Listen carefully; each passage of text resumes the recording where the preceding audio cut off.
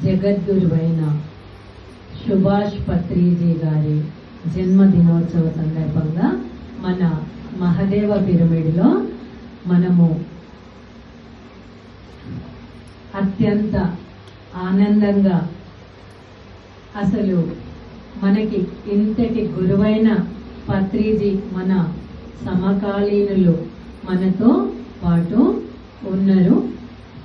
ఆయన పుట్టినరోజు జరుపుకుంటున్నాము.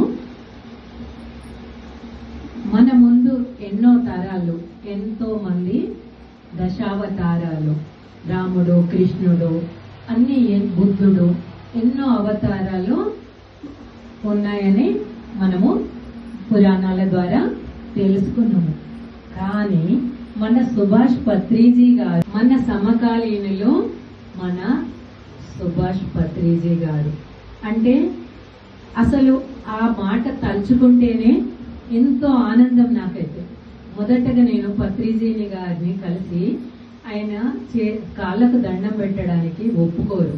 ఎందుకంటే ఏ గురువుని ఎంచుకున్నా కూడా గురు శిష్యుల సంబంధము, పాదాభివందనాలు ఎంతో ఎంతో తరతమ భేదాలు ఉంటుంది. కానీ మన పత్రిజీ గారు నువ్వెంతో నేనంత, నీలో ఉంది ఆత్మ పదార్థమే, నాలో ఉంది ఆత్మ పదార్థమే అని ఆయన కరచాలనం చేస్తారు తప్పితే ఆయన దండం పెట్టించుకోరు.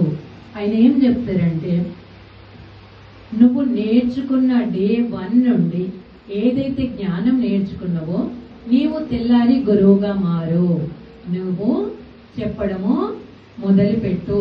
అది మనకు ఇంతటి పత్రిజీ మనకి ఇంత ఒక్కడు విశ్వ గురువైండు.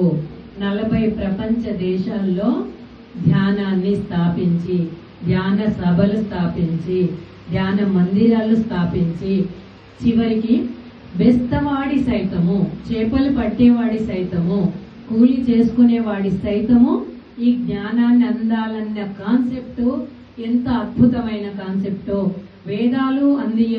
వేదాలను అందుకోలేని వాళ్ళ పరిస్థితి, ఏది అందుకోలేని వాళ్ళు కూడా ఈ జ్ఞానాన్ని అందుకోవాలి.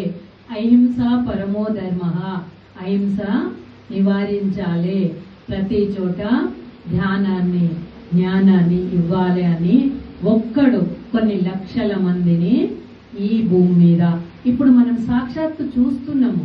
మనం సమకాలీనులం అంటే మనం ఎంతో అదృష్టవంతులము. ఆయనకు కుటుంబం ఉన్నది, ఆయనకు పిల్లలుండే,